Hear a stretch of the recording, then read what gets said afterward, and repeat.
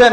রাসূল সাল্লাল্লাহু আলাইহি ওয়াসাল্লাম বলেন, জেনে রাখো লা ইউমিনু আহাদুকুম, তোমাদের কেউ ঈমানদার হতে পারে না হাত্তা আকুনা হাব্বা ইলাইহি মিন ওয়ালাদিহি ওয়া ওয়ালিদিহি ওয়ান নাসি আজমাইন, তোমাদের মাঝে কেউ কখনো ততক্ষণ পর্যন্ত পরিপূর্ণ ঈমানদার হতে পারে না যতক্ষণ না আমি মুহাম্মদ তার কাছে তার কলিজার টুকরা শিশু সন্তানের চেয়ে, তার শ্রদ্ধার পাত্র বাবা মার চেয়ে এবং পৃথিবীর সকল মানুষের চেয়ে তার কাছে আমি যতক্ষণ প্রিয় হতে না পারি ততক্ষণ পর্যন্ত পূর্ণ ঈমানদার হতে পারে না। আপনি স্ত্রীর কথা অনুযায়ী রাসূলের সুন্নাহকে ফেলে দিলেন, ইমাম সাহেবের কথা অনুযায়ী রাসূলকে দূরে সরাই দিলেন, পীর সাহেবের তরিকা অনুযায়ী চলতে গিয়ে আপনি রাসূল সাল্লাল্লাহু আলাইহি ওয়াসাল্লামকে ভুলে গেলেন, বা কোন নেতা নেত্রীর অনুসরণ করতে গিয়ে রাসূল সাল্লাল্লাহু আলাইহি ওয়াসাল্লামের কথা আপনি কিছুই মনে করলেন না। জেনে নিন আপনি কখনো রাসূল সাল্লাল্লাহু আলাইহি ওয়াসাল্লামকে সকলের চেয়ে ভালো বাসেননি। প্রিয় ভাইরা আমার, কথা দীর্ঘ হয়ে যাচ্ছে, অত দীর্ঘ করব না, আবার ফিরে আসছি সেই কথার দিকে। সুতরাং অবশ্যই আমাদেরকে অনুসরণ করতে হবে জীবনের সকল কাজের ক্ষেত্রে আমাদের প্রিয় নবী মুহাম্মদ সাল্লাল্লাহু আলাইহি ওয়াসাল্লামকে। সেই মুহাম্মদ সাল্লাল্লাহু আলাইহি ওয়াসাল্লামের কাছে যখন প্রশ্ন রাখলেন, সাহাবী প্রশ্ন রাখলেন, কি প্রশ্ন? যে হে আল্লাহ রাসূল সাল্লাল্লাহু আলাইহি ওয়াসাল্লাম, আজকে আপনি জীবিত রয়েছেন, আমি জীবিত রয়েছি, আপনার কথা স্মরণ হলে আমার পারিবারিক, আমার সামাজিক, আমার কাজকর্মের, ব্যবসা বাণিজ্যের, ব্যক্তিগত যত রকমের ব্যস্ততা হোক না কেন, সব ব্যস্ততা থেকে ছুটে এসে আমি আপনার সাক্ষাৎ করে আমার হৃদয়কে আমার আত্মতৃপ্তি লাভ করে থাকি। কিন্তু আমার আজকে ব্যথা হচ্ছে, আমার দুশ্চিন্তা হচ্ছে এই আখিরাতে আপনিও যাবেন, আমিও যাব, আপনি হাই ক্লাস জান্নাতে যাবেন, আমি যেতে হয়তো পারবো না, কিন্তু সেখানে অন্য জান্নাতে থাকা অবস্থায় আপনার স্মরণ হলে কিভাবে আপনার সাথে সাক্ষাৎ হবে, সাক্ষাৎ কোনোদিন হবেও কিনা, এই দুশ্চিন্তায় যেন আজকে আমি সবচেয়ে বেশি চিন্তিত। এই প্রশ্ন রাখলে রাসূল সাল্লাল্লাহু আলাইহি ওয়াসাল্লাম কোনো জবাব দিতে পারলেন না, অপেক্ষা করলেন কার কাছে? আল্লাহর পক্ষ থেকে কি জবাব পাওয়া যায়। আল্লাহ সুবহানাহু ওয়া তাআলা শুধু সাহাবী সাওবানের জন্য নয়, বরং সমগ্র মুসলিমের জন্য, কিয়ামত পর্যন্ত প্রতিটি মুসলিম নর নারীর জন্য আল্লাহ সুবহানাহু ওয়া তাআলার পক্ষ থেকে জবাব এসে গেল। সেই জবাবটি হচ্ছে সূরা নিসা 69 নম্বর আয়াত। আল্লাহ সুবহানাহু ওয়া তাআলা ঘোষণা দিলেন, ওয়া মান ইউতি'িল্লাহা ওয়ার রাসূল فأولئك مع الذين أنعم الله عليهم من النبيين والصديقين والشهداء والصالحين وحسن أولئك رفيقا। আল্লাহ বললেন, জেনে রাখো, সুসংবাদ হলো ওয়া মান ইউতি'িল্লাহ, যে আনুগত্য স্বীকার করবে কার? ইবাদত করবে কার? শুধু একমাত্র আল্লাহর ইবাদত করবে। ওয়ার রাসূলা, আর আল্লাহর ইবাদত করার ক্ষেত্রে অনুসরণ করবে রাসূলের। কার অনুসরণ করবে? রাসূলের। যার মাঝে এই দুইটি বৈশিষ্ট্য। কয়টি বৈশিষ্ট্য? প্রথম বৈশিষ্ট্য হলো শুধুমাত্র ইবাদত করবে কার? দ্বিতীয় বৈশিষ্ট্য হলো ইবাদতের ক্ষেত্রে অনুসরণ করবে কার? রাসূল সাল্লাল্লাহু আলাইহি ওয়াসাল্লামের। যার মাঝে এই দুটি বৈশিষ্ট্য পাওয়া যাবে, আল্লাহ বললেন, ফাউলাইকা মা'আল্লাযীনা আন'আমাল্লাহু আলাইহিম মিনান নাবিয়্যিনা ওয়াস-সিদ্দীকিনা ওয়াশ-শুহাদা'i ওয়াস-সালিহিন। এই ব্যক্তির অবস্থান হলো, তার স্থান হলো আখিরাতে সেই নবী রাসূলগণ, সিদ্দিক শহীদগণ, সালেহ সুহাদা এবং সালেহগণ যেই জান্নাতে, যেখানে তাদের স্থান হবে, এই ব্যক্তির স্থান হবে তাদের সাথে সেখানে। বলুন সুবহানাল্লাহ।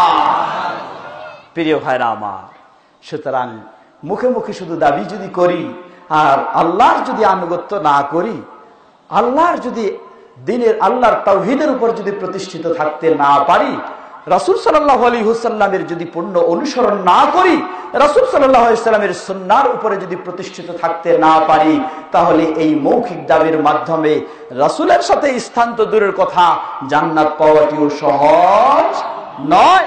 যে হাদিসটি বলেছিলাম, রাসূল সাল্লাল্লাহু আলাইহি ওয়াসাল্লাম বলেন, জেনে রাখো, কুল্লু উম্মতি ইয়াদখুলুনাল জান্নাহ, আমার সকল উম্মতেরাই জান্নাতে প্রবেশ করবে। বলেন সুবহানাল্লাহ।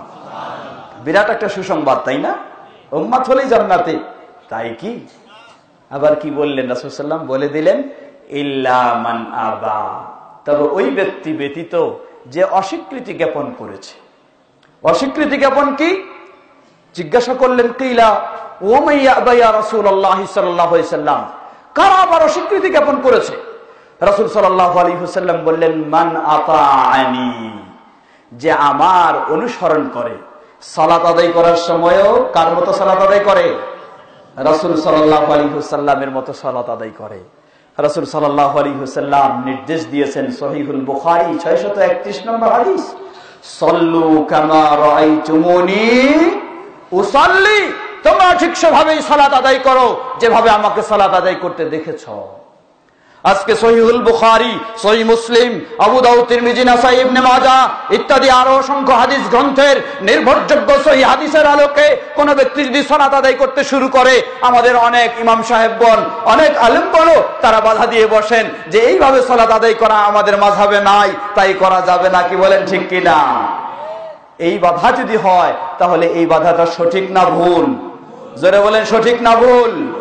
বরং প্রতিটি ইমামের, প্রতিটি আলেমের উপর আমানত, সেই আলেমকে বলে দেওয়া উচিত যে হ্যাঁ, তোমাকে আমি স্বাগতম জানাচ্ছি, তোমাকে আমি বাহবা জানাচ্ছি, তোমাকে আমি ধন্যবাদ জানাচ্ছি, কারণ তুমি সামাজিক প্রচলন নয়, সামাজিক নিয়ম নীতির মতো নয়, তুমি কোরআন ও সহিহ সুন্নাহর আলোকে রাসূল সাল্লাল্লাহু আলাইহি ওয়াসাল্লামের প্রকৃত অনুসরণ করে সালাত আদায় করার চেষ্টা করো, সিয়াম পালন করার চেষ্টা করো, যাকাত পালন করার আদায় করার চেষ্টা করো, হজ পালন করার চেষ্টা করো, পর্দার সাথে চলার চেষ্টা করো। এজন্য প্রতিটি আলেমদের উচিত ছিল তাদেরকে আরো ধন্যবাদ দেওয়া এবং আরো তাদেরকে উৎসাহ প্রেরণা দেওয়া। কি বলেন, ঠিক কিনা? এটাই হচ্ছে ইমাম আবু হানিফা রাহিমাহুল্লাহর বক্তব্য, যে বক্তব্যগুলি আগেই বলেছি। আজকে আফসোসের সাথে বলতে হয়, শুধু ইমামদের দোহাই দিয়ে আমরা এমন এমন দিকে নিয়ে চলে যেতে চাই, আফসোস লাগে, অথচ সেই প্রসিদ্ধ ইমামগণ কখনো তারা এই ধরনের বলেননি এবং এই ধরনের নির্দেশনাও দেননি। দিয়েছেন তারা সকলেই, প্রতিটি ইমাম, ইমাম আবু হানিফা, ইমাম শাফি, ইমাম মালিক, ইমাম আহমদ বিন হাম্বল রাহিমাহুল্লাহ, সকলেই বলেছেন যে তোমরা আমার কথাকে বাদ দিয়ে রাসূলের সুন্নাহকে অনুসরণ করো। কি বলেন, ঠিক কিনা? সুতরাং প্রকৃত সেই ইমামদেরকেও মূল্যায়ন করা হবে যখন আমরা সবকিছু বাদ দিয়ে রাসূল সাল্লাল্লাহু আলাইহি ওয়াসাল্লামের সুন্নাহকে অনুসরণ করার চেষ্টা করব। আল্লাহ আমাদের সকলকে সে তৌফিক দান করুন, বলুন আল্লাহুম্মা আমিন। সুতরাং রাসূল সাল্লাল্লাহু আলাইহি ওয়াসাল্লামের অনুসরণ, প্রথম বিষয় হলো আল্লাহ সুবহানাহু ওয়া তাআলার আনুগত্য, দ্বিতীয় বিষয় হলো রাসূল সাল্লাল্লাহু আলাইহি ওয়াসাল্লামের অনুসরণ। রাসূল সাল্লাল্লাহু আলাইহি ওয়াসাল্লাম বললেন, জেনে রাখো, মান আতাআনি, যে আমার অনুসরণ করবে, আমার অনুসরণ করে সালাত আদায় করবে, আমার অনুসরণ করে ইসলাম পালন করবে, আমার অনুসরণ করে জীবনের সর্বক্ষেত্রে ইসলাম মেনে চলবে, দাখালাল জান্নাহ, সেই ব্যক্তি জান্নাতে প্রবেশ করবে। বলুন সুবহানাল্লাহ। ওয়া মান আসানি, আর যে আমার অবাধ্য হবে, আমার সুন্নাহ এর অনুসরণ করবে না, সে ব্যক্তি ফাকাদ আবা, সেই অস্বীকৃতি জ্ঞাপন করেছে, তার পক্ষে কখনো জান্নাতে যাওয়া সম্ভব হবে না। প্রিয় ভাইরা আমার, সুতরাং জান্নাত কারো শ্বশুর বাড়ি নয়, জান্নাত কারো মামার বাড়ি নয়, যে ইচ্ছা করলেই আপনি জান্নাতে চলে যাবেন, তা কখনো নয়। জান্নাতে যেতে হলে আপনাকে অবশ্যই অনুসরণ করতে হবে আমাদের প্রিয় নবী মুহাম্মদ সাল্লাল্লাহু আলাইহি ওয়াসাল্লাম এবং তার নির্দেশ অনুযায়ী তার খোলাফায়ে রাশিদিন ও সাহাবায়ে কেরামগণ, তাদের সেই সঠিকভাবে অনুসরণ করেই আপনাকে ইসলাম মেনে চলতে হবে। তাহলেই সম্ভব হবে জান্নাতে যাওয়া, নচেত সম্ভব হতে পারে না। আল্লাহ সুবহানাহু ওয়া তাআলা এই সুসংবাদ দিয়ে দিলেন। সুতরাং পৃথিবীর যেই প্রান্তের যেই মুসলিমই হোক না কেন, বাংলা ভাষী হোক আর উর্দু ভাষী হোক আর ইংরেজি ভাষী হোক, এবং যেই বর্ণের হোক, যেই গোত্রের হোক, শিক্ষিত হোক অশিক্ষিত হোক, ধনী হোক গরিব হোক, আলেম হোক সাধারণ মানুষ হোক, সে যদি আল্লাহর পূর্ণ আনুগত্য স্বীকার করে এবং রাসূল সাল্লাল্লাহু আলাইহি সাল্লামের পূর্ণ অনুসরণ করে, তার জন্য সুসংবাদ শুধু জান্নাত নয়, বরং নবী রাসূল সিদ্দিক শহীদ সালেহদের সাথে সেই হাই ক্লাস জান্নাতে তার স্থান হবে ইনশাআল্লাহ। প্রিয় ভাইরা আমার,